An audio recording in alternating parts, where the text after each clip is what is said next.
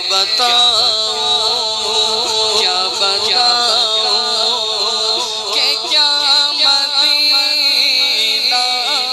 आप हमारे कुछ नौजवान लोग, हमेशा उनकी ये खुशी रही कि मैं भी कुछ ना कुछ बोल जाया करूं, जी।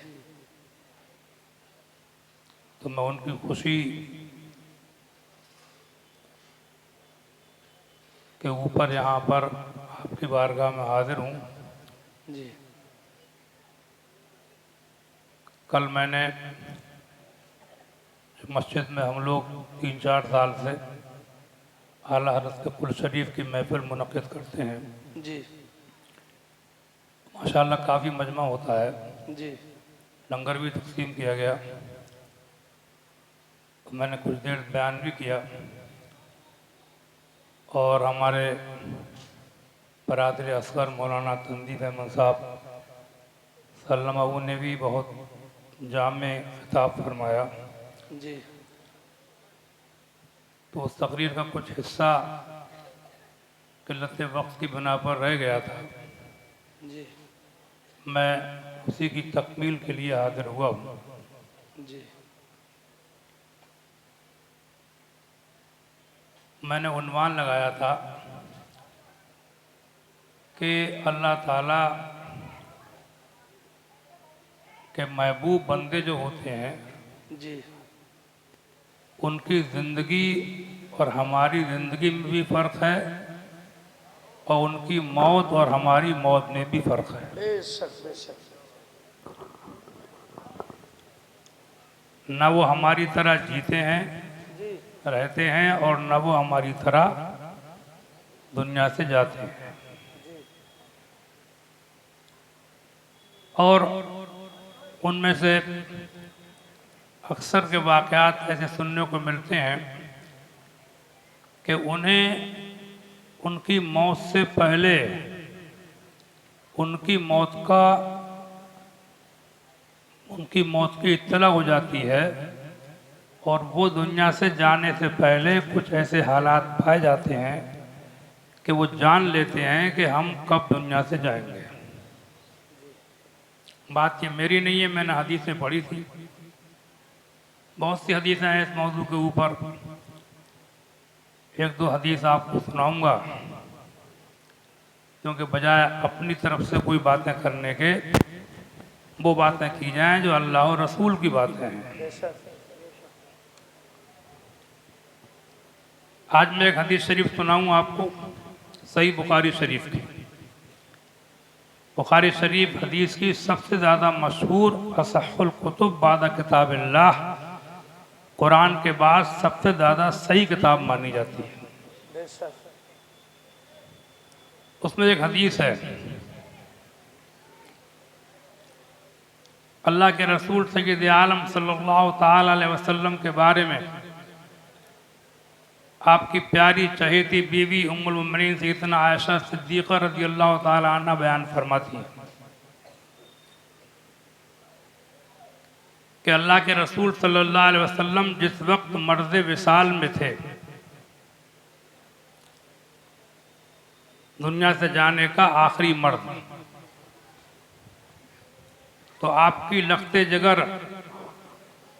जगर पारे मुस्तफ़ा, लख्ते जगरे मुस्तफ़ा सैयदा ज़ाहरा तय्यबा ताहिरा हज़रत फ़ातिमा रज़ियल्लाहु ताला अन्हा आपकी बारगाह में हाजिर हुई।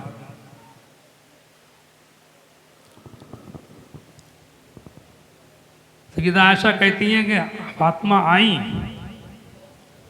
फ़ाक़ब्बत इलैह, तो वो हुजूर के ऊपर झुक गई। हुजूर ने उनके कान में धीरे से कुछ फरमाया।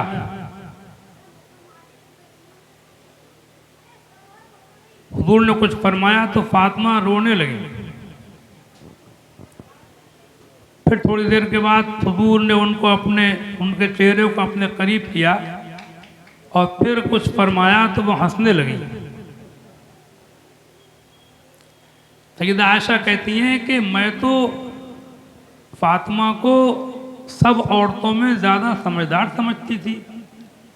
आज मैं देख रही थी कि वो तो और औरतों की तरह है, रो रही हैं। हुजूर का विसाल हो गया।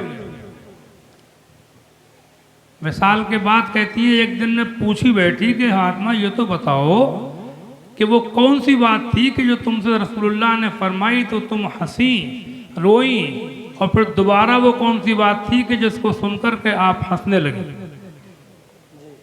वो क्या राज है? विसाल के बाद पूछा। हज़रत फातिमा फरमाती हैं कि अब मैं वो राज खोले देती हूँ। पहली मर्तबा अल्लाह के रसूल ने मुझसे ये फरमाया था कि फातिमा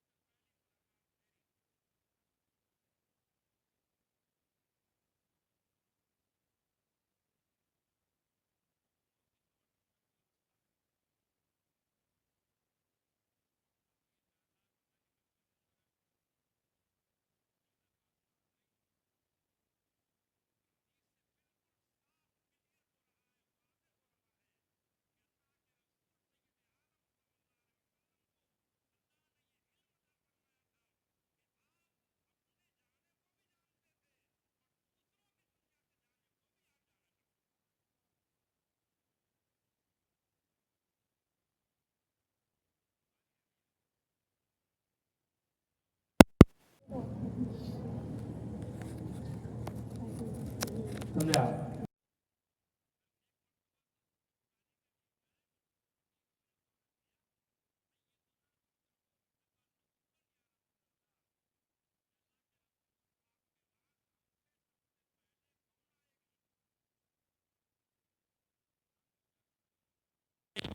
असरो बेका लहूकन या रसूल अल्लाह, आपके बाद हम में सबसे पहले कौन आएगी? काला अतवल कुन्न यदन, फरमाया तुम में लंबे हाथ वाली पहले आएगी। बेशक, सुभान अल्लाह।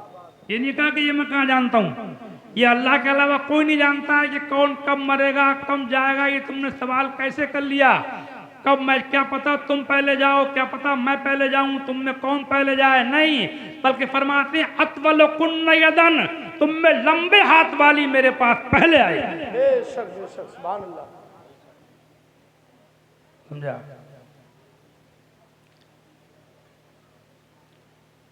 फाखदू कसबतन यज़रऊन बिहा, तो बीवियों ने एक बांस का टुकड़ा लेकर के अपने अपने हाथ नापना शुरू कर दिए। हाथ नापे जा रहे हैं इस तमन्ना में कि पहले मैं जाऊं, पहले मैं जाऊं। कोई मौत से डरता है और हुजूर की मोहब्बत में जाने वाले कह रहे हैं पहले मैं जाऊं, पहले मैं जाऊं, पहले मैं जाऊं। समझा? टुकड़ा लेकर के हाथ नापे जा रहे हैं। सैयदा आयशा फरमाती हैं फकाना तो सौदा तो अतवलना यदन, तो सौदा बिनते जमा जो हुजूर की बीवी थी एक, उनका हाथ सबसे लंबा निकला। हम समझे सौदा पहले जाएंगी, लेकिन विसाल पहले ज़ैनब का हुआ। जब ज़ैनब पहले गई तो हम समझे कि लंबे हाथ का मतलब ये नहीं था कि बांस का टुकड़ा लेकर नापा जाए, बल्कि लंबे हाथ का मतलब ये था जो तुम में ज़्यादा खैरात करती है वो तुम में पहले मेरे पास आएगी, जो ज़्यादा खुदा की राह में देती है वो पहले मुझसे मिलेगी। सुभान अल्लाह, सुभान अल्लाह, सुभान अल्लाह। लंबे हाथ का मतलब इसी पता चला कि हदीस के माना को समझने के लिए बहुत बड़े इल्म की ज़रूरत है। ये समझ देखिए कि बीवियों से भी चूक हो गई। हुजूर ने कहा लंबा हाथ, तो बीवियों ने बांस से नापना शुरू किया। वो समझी हाथ कम लंबे का मतलब ये है कि ये लंबाई जो होती है नाप वाली, इसके एतबार से, लेकिन मतलब ये था लंबे हाथ का कि ज़्यादा खैरात करने वाली। सैयदा आयशा कहती हैं ज़ैनब हम में सबसे ज़्यादा राह खुदा में खर्च करने वाली थी, अब वही सबसे पहले गई। जी एक हदीस और सुन लो। अन मुआद इब्न जबल हिन बासहु रसूलुल्लाह सल्लल्लाहु तआला अलैहि वसल्लम इलल यमन। मिशकात में हदीस है। हज़रत मुआद बिन जबल एक सहाबी, उनसे मरवी है, वो कहते हैं कि जब मुझको अल्लाह के रसूल ने यमन का गवर्नर बना के भेजा। यमन एक ऐसा मुल्क है जो रसूलुल्लाह के ज़माने में इस्लामी हुकूमत में शामिल हो गया था, जी फतेह हो गया था। और हुजूर ने हज़रत मुआद बिन जबल को वहाँ का हाकिम व गवर्नर बना के भेजा। जी तो अल्लाह के रसूल उनके साथ साथ चले। मदीने के बाहर तक उनको रुख्सत करने के लिए आए। आदत करीमा थी मेहमान को रुख्सत करने कुछ देर तक उसके साथ जाना हुजूर की सुन्नत है, बेशक जो अपने लोगों में राइज भी है, जी जी सुन्नत है। मगर सुन्नत तभी होती है जब नियत सुन्नत की हो। बेशक इस सवाब की नियत से आप जाएं, कोई भी काम आप करें, आप दांत साफ करें तो ये सोच के करें कि ये सुन्नत है।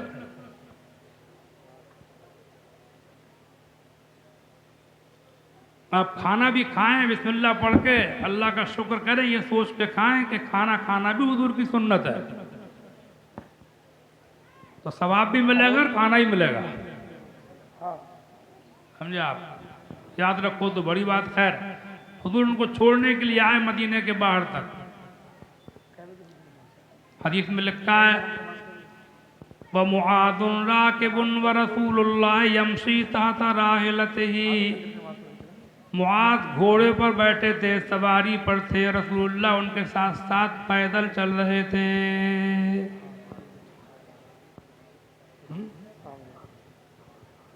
सलाम उस पर के जिसने बादशाही में फकीरी की। बेशक सुभान अल्लाह सुभान अल्लाह।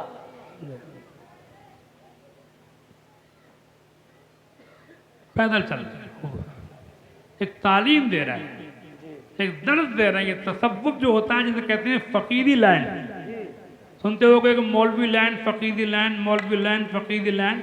तो फकीर का मतलब होता है अपने नफ्स को मारो, अपने नफ्स को कुचलो, अपने मर्तबे कभी मत चाहो। मर्तबे उन्हीं को मिलते हैं जो मर्तबों को चाहते नहीं। बेशक सुभान अल्लाह। जी ये तसव्वुफ की तालीम है कि अल्लाह का रसूल खुद पैदल चल रहे हैं और मुआज सवारी के ऊपर चल रहे हैं, उनको रुख्सत करने जा रहे हैं, वसीयतें करते। हदीस में कहा यूसी है, उनको वसीयतें कर रहे थे, नसीहतें कर रहे थे, कैसे हुकूमत करो, कैसे गवर्नरी करोगे, वहां पर कैसे क्या करोगे, नसीहतें करते। आप साथ साथ चल रहे थे, पैदल साथ साथ चल रहे थे। ये पैदल चलने से आप तसव्वुफ वालों को दर्द दे रहे थे कि दुनिया के अंदर अहले तसव्वुफ जो होंगे मेरी उम्मत के अंदर, वो मुझसे सबक हासिल करेंगे कि नफ्स कैसे मारा जाता है। गुलाम घोड़े पर बैठा है, आका पैदल चल रहा है। बेशक सुभान अल्लाह। नारे तकबीर, नारे रिसालत, मसलके आला हजरत, फैज़ाने हुजूर ताजुश शरिया, फैज़ाने आला हजरत हजरत अल्लामा अलहाज मुफ्ती तथीर अहमद साहब किबला। नारे तकबीर, नारे रिसालत। नफ्स खुशी की तालीम है। हुजूर पैदल चल रहे, जब रुख्सत करके हुजूर लौटने को हुए, मदीने की तरफ मुँह किया तो एक जुमला फरमाया, ऐ मुआज़ असा अल्ला तलकानी बादा आमी हादा असा अन तमुर्रा अला कब्री व मस्जिदी। सुभान अल्लाह सुभान अल्लाह। ए मुआज़, जब तुम अगले साल नमंद हुकूमत करके 1 साल के बाद जब मदीने को लौटोगे तो मैं तुमको नहीं मिलूंगा। जी मेरे बात को मैं तुमको नहीं मिलूंगा। मैं तुमको नहीं मिलूंगा। असा अन तमुर्र अला कब्री व मस्जिदी, मैं नहीं मिलूंगा, तुम मेरी कब्र को पाओगे और मेरी मस्जिद को पाओगे। बेशक बात बिल्कुल वाज़ेह है कि अल्लाह ने अपने रसूल को इल्म दिया था। आप जानते थे कि मैं दुनिया से कब जाऊंगा। आपका जाना औरों की तरह है, आपका रहना भी औरों की तरह नहीं है, आपका जाना भी औरों की तरह नहीं है, आपका रहना भी औरों से अलग है, आपका जाना भी औरों से अलग है। आप किसी एतबार से भी हम जैसे बशर नहीं। बेशक बेशक, सुभान अल्लाह सुभान अल्लाह सुभान अल्लाह। बेशक समझा आप?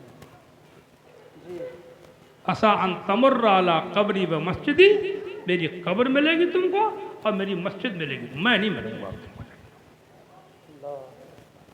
फबका मुआज़ुन जशन लिफ़िराक़ रसूलिल्लाह, मुआज़ ने जब ये सुना तो हुजूर की जुदाई के गम में रोने लगे।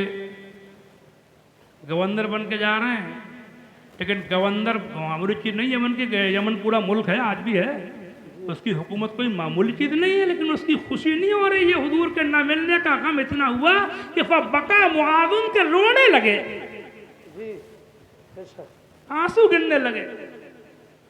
जब अल्लाह के रसूल ने मुआज़ को रोते देखा तो फरमाया, ऐ मुआज़ रो मत, इन्ना औलन नास बी अल मुत्तकून मन कानू व हैसु कानू।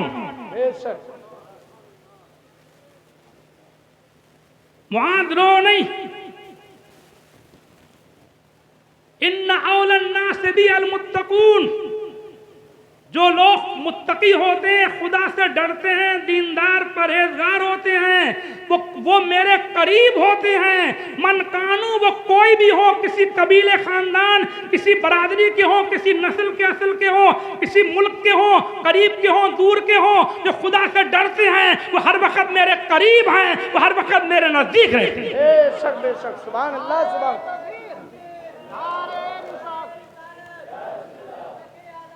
जिंदाबाद जिंदाबाद जिंदाबाद या अली।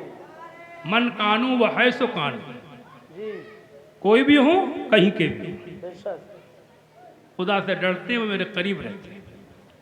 समझा?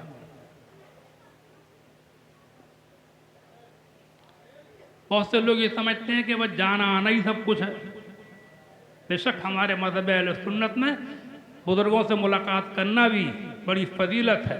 उनकी हयात ज़ाहरी में भी, उनके विसाल के बाद भी उनके मज़ारों पर हाज़िरी देना दायरा शरीयत में रह कर के हमारे लिए बड़ी सआदत की बात है। बेशक लेकिन इस बात को भी नहीं भूलना चाहिए कि सिर्फ जाना आना ही सब कुछ नहीं है, बल्कि बहुत से वो लोग हैं कि अजमेर शरीफ के चक्कर लगाते हैं, बार बार जाते हैं, लेकिन उनसे ना अल्लाह राजी है ना अल्लाह वाले राजी हैं। और बहुत से वो भी होते हैं कि वो नहीं जाते हैं, उनसे खुदा भी राजी है, खुदा वाले भी राजी हैं। बेशक, सुभान अल्लाह सुभान अल्लाह। बेशक अब तू शराब पी रहा, जुआ खेल रहा, सिनेमा देख रहा, गाने सुन रहा, समझे, आज झूठ बोल रहा, रिश्वत ले रहा, मिलावट कर रहा, धोखा दे रहा और दरगाहों के चक्कर लगा रहा। जी अरे कौन नहीं जानता है, सही मुस्लिम शरीफ की हदीस है, हजरत सैयदना उवैस करनी, कौन नहीं जानता है। हुजूर से कभी मिलने नहीं आए,